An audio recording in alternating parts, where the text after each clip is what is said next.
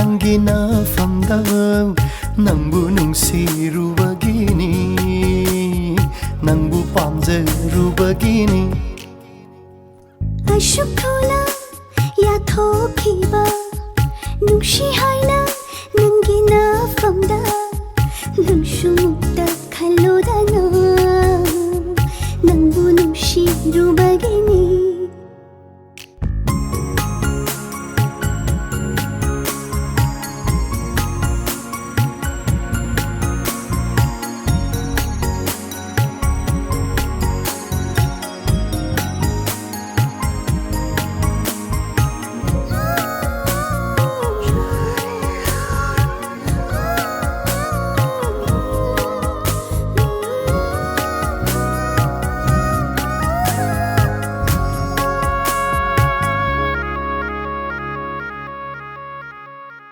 Thamoy nungda laijade thamoy ai henba nangonda piriba domadu natana talat khambandiranu nungjai thamoy se chingna batha doklo pukni lai taro Khamban ba fauriba nangi thamoy do puduna hallage pakhang sangaida singna batha doklage itung inbiro pudana hallaroi ngasi numise yabiro ne nangbu ngaiba ware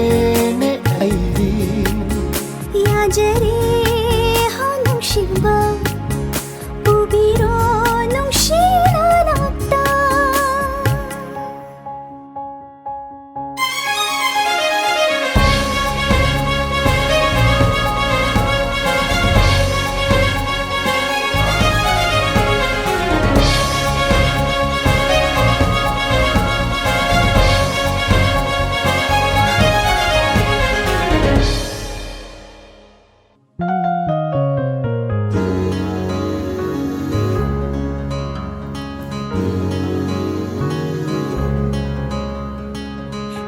Aure nangonda mahausaga manadre nungsi ipagda taure ai wahi khodeng kochi thang nungsi man ba wahi sing pundo na thambire wakhal se aising aure nangonda mahausaga manadre nungsi ipagda taure ai wahi khodeng kochi thang nungsi man ba wahi sing